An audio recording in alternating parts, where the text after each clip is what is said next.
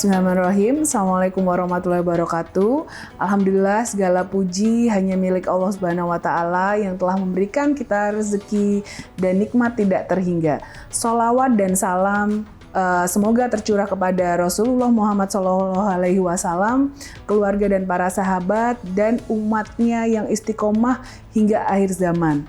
Kita akan membahas satu isu penting dalam kehidupan modern, yaitu gaya hidup konsumtif dan hedonisme, serta bagaimana Islam memandang dan memberikan solusinya. Di sini ada dua definisi yang berbeda antara konsumtif dan hedonisme. Nanti akan dijelaskan kepada dua narasumber kita. Yang pertama ada Bu Siti Muslihah. Beliau adalah dosen Prodi Bisnis Digital UII. Kemudian ada Putri Lestari, dosen Prodi Bisnis Digital juga. Baik ibu-ibu, sebelumnya saya ingin memberikan definisi terkait dengan konsumtif dan hedonisme terlebih dahulu. Konsumtif itu merupakan gaya hidup belanja dan memakai barang secara berlebihan tanpa kebutuhan nyata.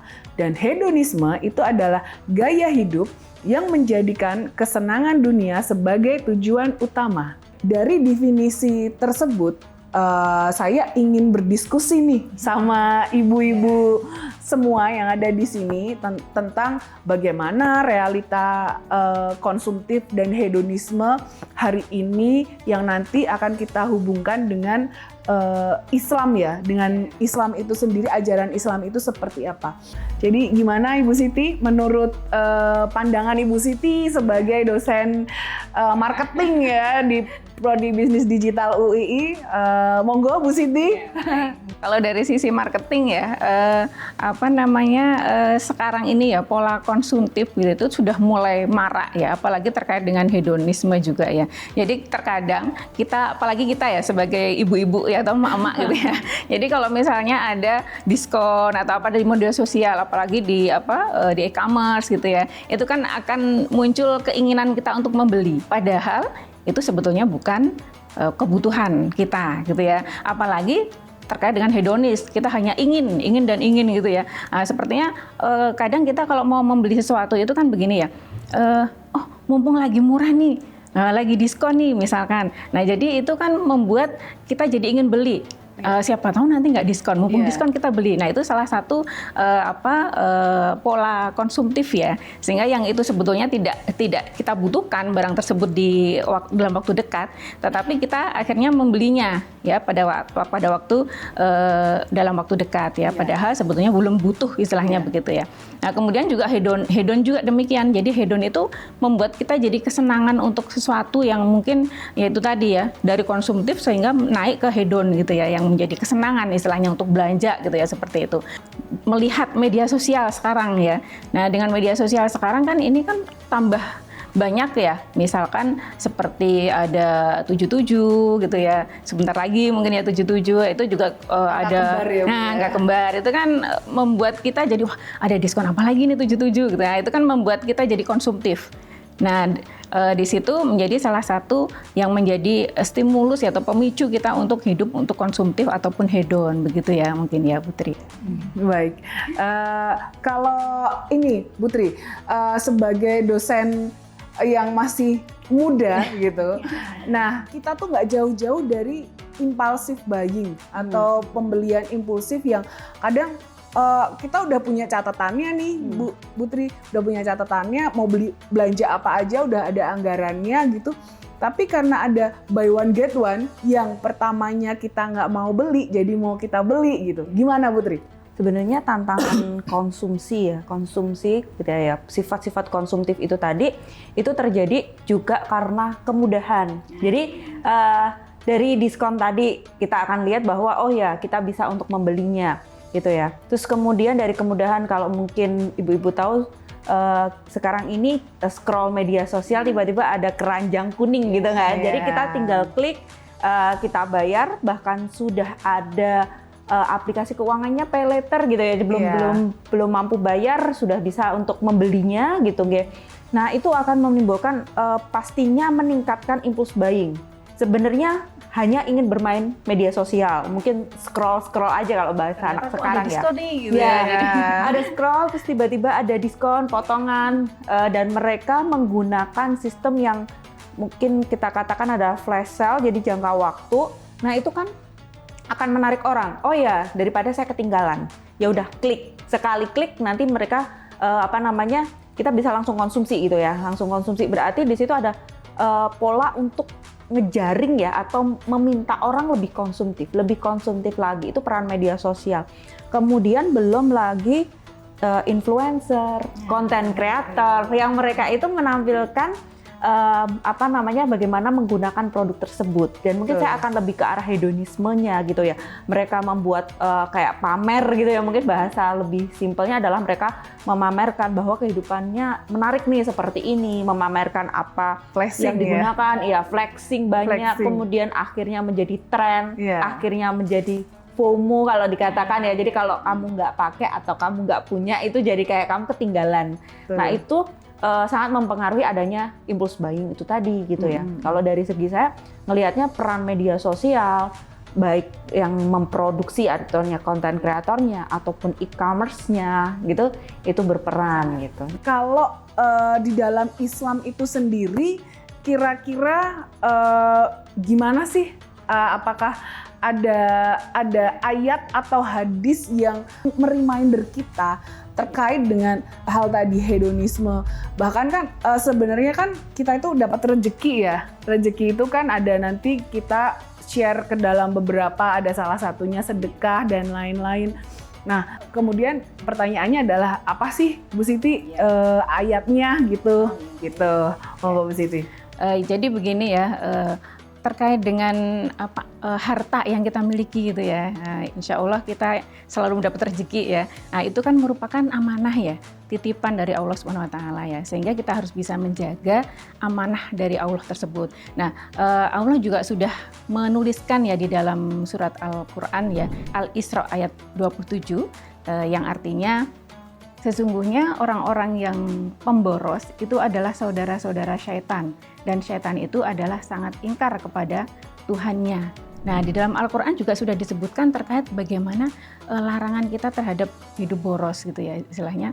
Itu juga salah satunya termasuk pola konsumtif hedonis, itu kan termasuk boros. Yang harusnya tidak kita belanja, tidak kita beli gitu ya, yang nggak butuh-butuh amat, tapi kita beli ya gara-gara ada war gitu ya, ada diskon. Nah, itu juga menjadi salah satu hidup boros begitu Bu Mel. Baik. Ya, jadi seperti itu ya Bu Siti. Jadi ada media-media yang memantik kita untuk berperilaku seperti itu. Baik, saya berpindah kepada Putri. Putri, kalau misalnya sekarang ini tuh udah seperti kata Bu Siti tadi, bahwa banyak pemantik ya dalam tanda kutip, artinya ada tanggal kembar, bahkan itu tuh sudah ada di penelitian yang sudah dijurnalkan juga, itu bahwa itu mempengaruhi tingkat pembelian gitu ya. Gimana sih Putri tentang konsep kenapa anak-anak sekarang itu lebih tertarik scrolling dan memanfaatkan tanggal kembar atau event-event lainnya daripada mereka itu memprioritaskan untuk infak atau sedekah? Mereka biasanya mungkin untuk anak-anak muda biasanya mereka punya anggaran buat Jumatan gitu ya, laki-laki gitu ya. Tapi bagaimana sih Putri sebenarnya fenomena seperti ini gitu? Monggo Putri. Oke, baik. Sebenarnya itu diakibatkan karena ada dari prioritasnya. Sekarang itu influencer lebih memperlihatkan bagaimana sih kehidupan dunia, nikmatnya, enaknya gitu ya. Terus kemudian dari konten-konten yang lain ya, dari yang dibuat konten kreator itu juga memperlihatkan itu, sehingga orang lebih banyak tontonannya itu adalah prioritas dunia. Padahal kita sudah diperingatkan di dalam Quran surat Hud 15:16 itu yang berarti bahwa barang siapa menghendaki kehidupan dunia dan perhiasannya, niscaya kami berikan kepada mereka balasan pekerjaan mereka di dunia dengan sempurna, dan mereka di dunia tidak akan digurutkan. Tetapi mereka itulah orang-orang yang tidak memperoleh apa-apa di akhirat kecuali neraka. Dari situ dikatakan bahwa sebenarnya ya kita boleh menikmati dunia, tapi tidak melupakan akhirat. Karena kalau kita hanya fokus pada dunia, akhirnya ya kita tidak mendapatkan apa-apa, hanya kerugian saja. Itu Bu Melisa kalau dari sisi prioritas. Mungkin Bu Siti mau memberikan contoh teladan dari Rasulullah SAW untuk untuk mencegahnya atau paling nggak untuk memberikan border bagi kita supaya kita nggak larut gitu, Bu Siti. Monggo. Ya, baik Bu Mel. Jadi Rasulullah juga dalam hadis ya sudah memberikan istilahnya hadis menurut riwayat Muslim ya, itu dijelaskan bahwa beruntunglah orang yang masuk Islam diberi rezeki yang cukup dan Allah menjadikannya qanaah. Nah, jadi qanaah itu merasa cukup, Bu Mel. Nah, jadi kita harus merasa cukup apa yang sudah diberikan oleh Allah kepada kita. Nah, sehingga jangan sampai kita menghambur-hamburkan apa yang diberikan gitu ya istilahnya ya. Gitu ya. Jadi tidak untuk konsumtif juga gitu ya. Ada satu lagi Bu Melisa. Jadi ada surat Al-A'raf ya, Al-A'raf ayat 31 ya, yang bunyinya, wahai anak cucu Adam, pakailah pakaianmu yang bagus pada setiap memasuki masjid. Makan dan minumlah, tetapi jangan berlebihan. Sungguh Allah tidak menyukai orang yang berlebih-lebihan. Nah, ini jadi salah satu tadi kaitannya dengan konsumtif tadi. Kalau konsumtif kan kita berlebihan ya, apalagi sampai hedonis gitu ya, sampai kesenangan begitu Bu Melisa. Dampak dari gaya hidup konsumtif itu apa? Boleh dari kacamata spiritual, bisa dari kacamata psikologi, atau dari kacamata ekonomik gitu. Monggo, saya persilahkan. Mungkin Putri dulu ya, gantian Putri dulu. Oke. Dari spiritual tadi kita sudah tahu ya bahwa ternyata orang ya, kalau kita semakin konsumtif, kita menunjukkan perilaku hedonis yang dipengaruhi terutama dari adanya media sosial, itu akhirnya ya kita akan semakin jauh. Jadi uang yang mungkin tadi diceritakan harusnya kan ada sedekah, infak, akhirnya jadi nggak sampai ke situ gitu ya, dari segi spiritualnya. Dan kemudian terkait dengan keuangan tadi juga itu akhirnya menimbulkan sifat-sifat kayak gini, kan ada pay later, buy now pay later gitu ya. Jadi akhirnya mereka itu menghalalkan utang itu tadi untuk aktivitas pembelian yang sebenarnya mungkin tidak diperlukan gitu. Mempermudah orang untuk ini ya terjebak dalam hutang juga ya. Terjebak ribanya betul. Solusi dari agama sendiri terkait dengan permasalahan konsumtif tadi. Nah, monggo Siti. Ya, jadi untuk solusinya ya mungkin kita bisa meningkatkan iman dan takwa kita sehingga tidak mudah goyah ya dengan adanya stimulus atau istilahnya apa yang tertarik itu tadi, mudah tertarik gitu ya. Kemudian juga qanaah itu tadi. Jadi merasa cukup lah dengan apa yang sudah kita punya sehingga tidak perlu ini si A punya ini saya harus punya, si B punya ini saya harus punya gitu ya. Jadi sikap-sikap yang qanaah, merasa sudah cukup dengan apa yang sudah diberikan oleh Allah Subhanahu wa taala, dan itu harus kita jaga sebagai amanah gitu ya. Mungkin Putri ada yang ingin ditambahkan mungkin nih, solusinya apa nih kira-kira Putri? Tadi kan dikatakan qanaah ya, sebenarnya kita merasa cukup itu berarti ada kayak mindfulness untuk konsumsi gitu ya. Jadi ada konsumsi itu harus sadar ini untuk apa. Jadi ada evaluasinya bahwa nggak hanya membeli saja, tapi harus sadar bahwa ini nanti dibeli dari nilai utilitasnya itu untuk apa. Itu yang menurut saya paling penting.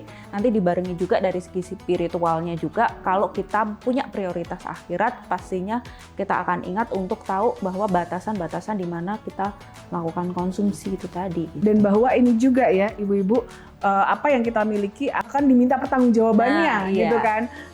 Kita punya baju yang bagus nih buat ngapain gitu kan. Hisab di akhirat gitu ya.